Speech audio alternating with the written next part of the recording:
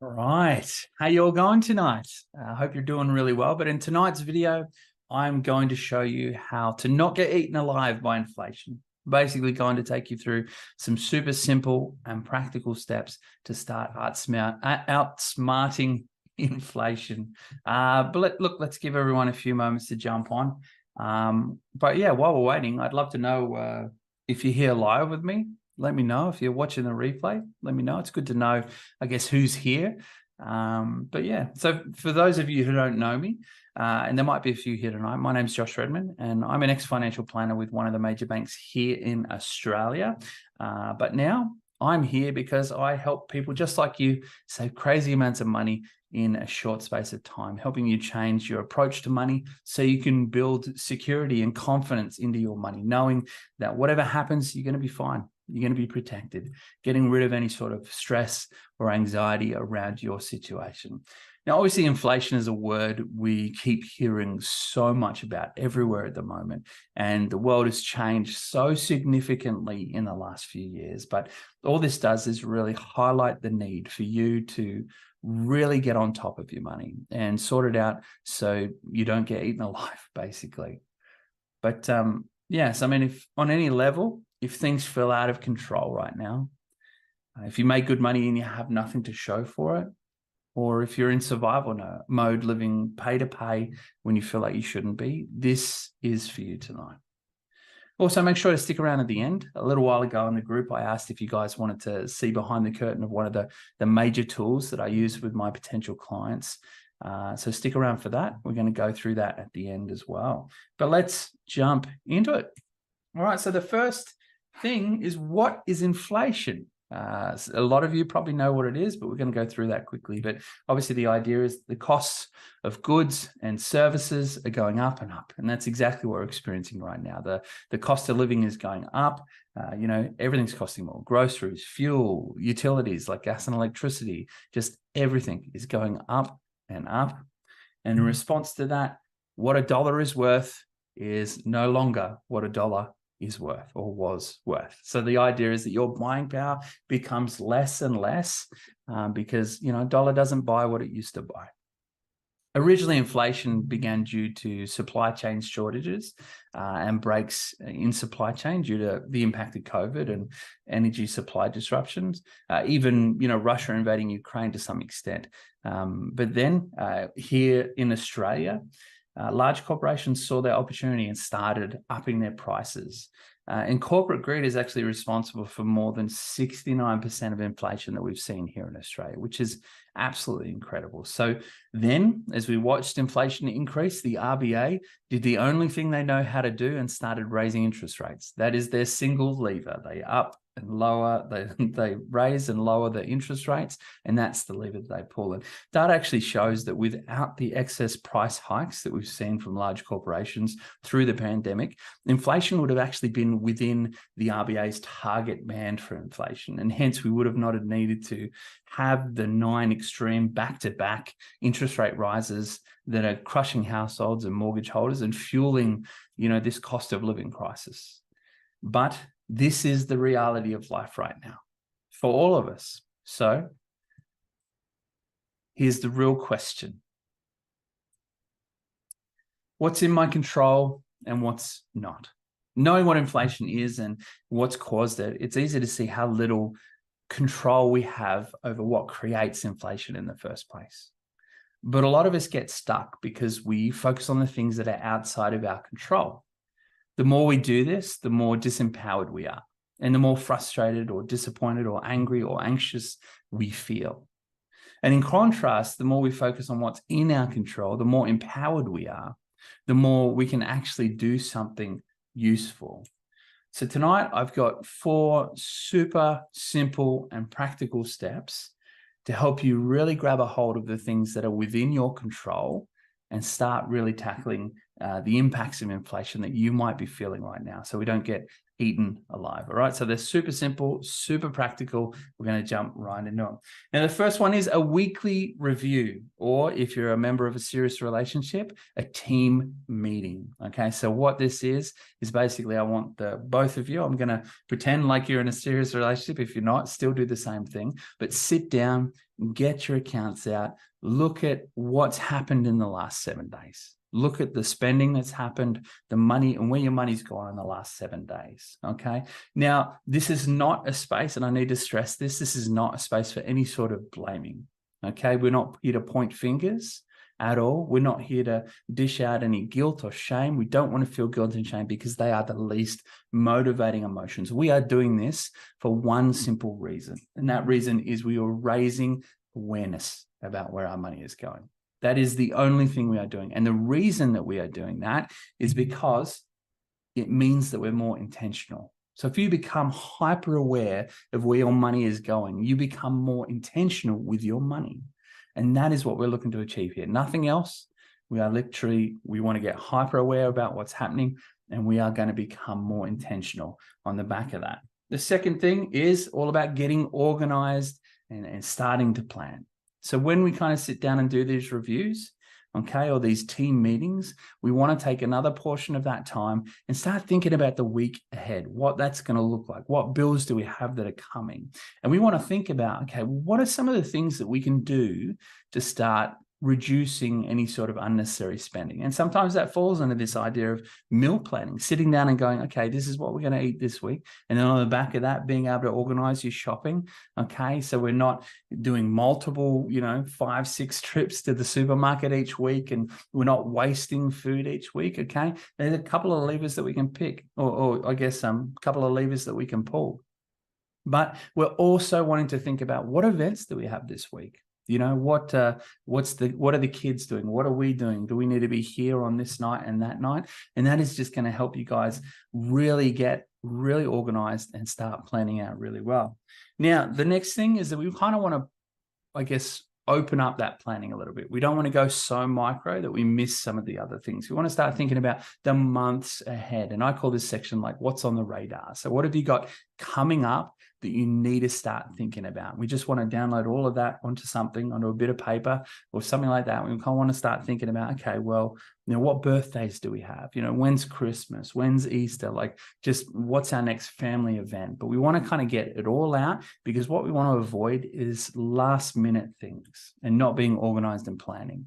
Because what happens is, Easter is always a classic example of this, is that Easter is thought about like literally the week before, and you're having to spend hundreds of dollars on eggs, and you kind of like, who are we buying for? Who are we not buying for? And none of those decisions have been made. And so we end up spending a whole bunch on chocolate and stuff like that for people who, maybe we weren't even going to buy for in the first place. But the idea is that the months ahead, there's things that we've got coming up, we put them here so we can start thinking and planning around them as well. All right. Now, the third thing is all about budgeting with boundaries. Okay. Now, when anyone kind of sits down to put together a budget, they always do it from this position of kind of wanting to cut things back.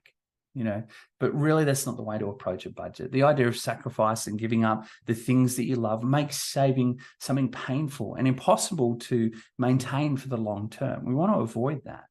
But what I've found is that if you actually want to achieve your financial goals and enjoy the process, you need to think of a budget as simply setting boundaries.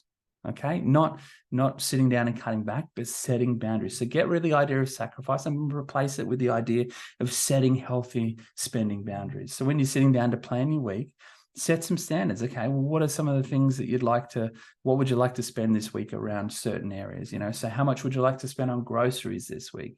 And just set that standard, put that out there.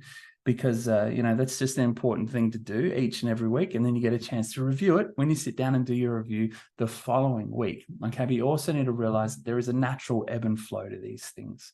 Sometimes certain things are going to cost you more. Sometimes they're going to cost you less. But again, we're just looking to move with the natural ebb and flow of what's happening and trying to set standards. Okay. We're basically budgeting with boundaries. And one of the important things in this is a concept that I call finding balance. Okay. We basically want to find the balance between the things you want to achieve financially and enjoying the journey. See, this is not a linear thing, but for a vast majority of people, they put it on the same scale. They say either I enjoy myself or I achieve my financial goals, as if you can only have one. Okay, but it's not a linear thing. It's not one or the other. There is a balance to be found here. So you need to start asking yourself questions like, what are 2 or 3 things in my life right now that I can't live without, that I just love doing, that bring me so much joy? And if you can identify those 2 or 3 things, you can build them in. You can build them into what you wanted to do. So whether that be going out, once a fortnight with your partner for dinner or something, or doing something as a family once a month, like you can build these things in to help you find that balance. Okay, hugely important. The 4th thing is we need to prioritize communication. Please, please, please, please take this seriously. You need to take this seriously. You need to prioritize these review meetings and these conversations to the point where I want to see you guys booking it in. It's in the calendar. It's non-negotiable. We both need to be there for these. And I tell you what, if you can't, then you got to come, like if you're the one canceling, you got to come up with 2 or 3 other maybe suitable slots for you so you can work it out and you can book it in when you need to move it, but you need to prioritize it. I want you to book this in because it's important. And also in this space, we want to create a space where you can, if you don't understand something, you want to be able to ask questions until you do understand something. There is an amazing communication difference between the 2 of you, the way in which you encode a message, the way in which a message is decoded. And that's why you can both listen to the same thing and come up with 2 different, or take 2 different things out of it. So we need to acknowledge that and realize that sometimes the way that we send a message to our partner is not the way they receive it. Okay, so creating that space where we can ask questions around things until we understand them is what we want. And also, if you have an area of responsibility when it comes to these meetings and sitting down in your times to talk about it, so whether you're the person who comes with all the transactions ready to kind of go through and review together, or whether you're someone who's tracking against some sort of thing that you're trying to achieve, I want you to come prepared. You need to put in the legwork to let your partner know that you are serious about this and we're prioritizing communication, okay? But the simple truth is change can be hard. You have a certain way that you've done things potentially for years now, but given the amount of change we've seen in the world around us in the last few years, it's time for us to change our approach to money and what we're doing. What I've given you tonight is just a start, like the start of the change you need to make. And for some of you, the amount of change you need to make will actually be very different as well. Sometimes change needs to be drastic. Sometimes it doesn't.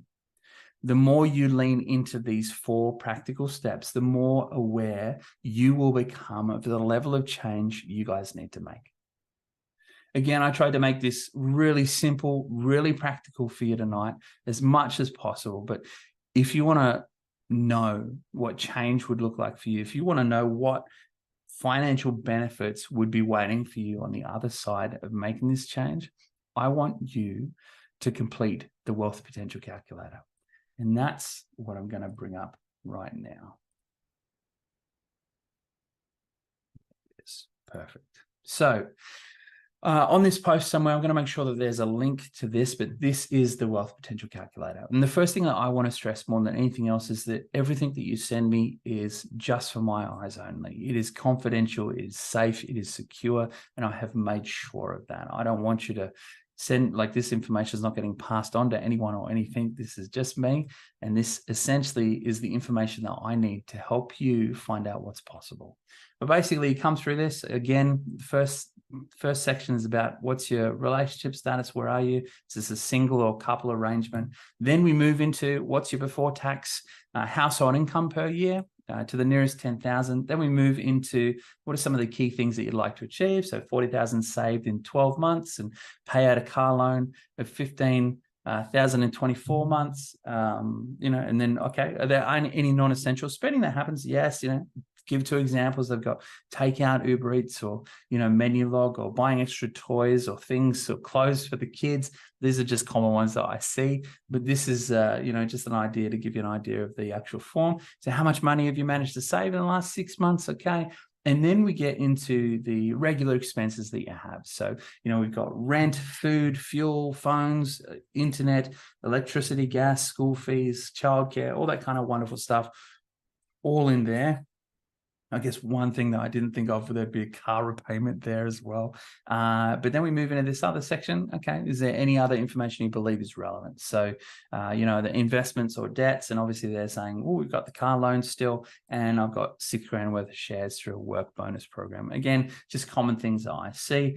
And then we want to put our name in there so I can send your results through a messenger, but also your email so I can send you a copy of your results. So even based simply on this information here, I've made up some mock results. So basically I get sent this information, and within 24 hours, I get to send you a lovely document like this, which is your results. Okay, so for Joe Blank, the example from before, married, 180K income.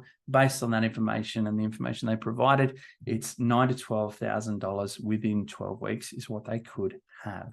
Now, obviously, what happens at that point is you get your results. You have a chance now to say, hey, I'd love to talk more about this and, my unique situation with Josh. So let's find a time.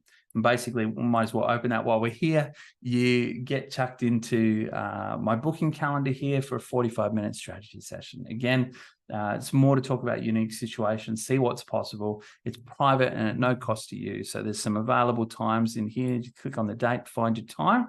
Okay. And obviously, if you can't find a time on here, please reach out to me. If you want to book one in and you can't find it, we can work something out manually as well. All right. But that's kind of it. And obviously, as you can see, that $9,000 to $12,000 in 12 weeks potentially is, 36, 48 grand. And even based on some of the things that they wanted to achieve, this is well within their reach. Okay. So that's I guess, a bit of a behind the scenes of the calculator itself, also the results document that you'll get as well, and what your options are beyond that point. Let's get back. Awesome. Well, if you watch this, I guess, and you want to take control of everything in light of inflation, ensure that you don't get eaten alive, complete the wealth potential calculator. What I just showed you. Follow the link somewhere here or in the group. You'll find it. Hopefully it's really, really obvious, but it exists here in the group, and it will probably be in this post. But complete the wealth potential calculator. And even if you've recently completed it, I would encourage you to do it again. People's circumstances change all the time. Maybe there was something that you forgot to put in there or something like that. Anything like that, do it again. Get yourself your updated results, and we can talk some more about what's possible for you. But that's it for tonight, guys. I hope you enjoyed this. I loved putting this together. And obviously, the one thing is that I don't want you guys to suffer, given the way things are right now and in light of inflation and everything that's happened in the last couple of years. So if you want help, please complete the wealth potential calculator. Let's find out what's possible for you. I'm here to help you guys, and I will talk to you all very, very soon. See ya.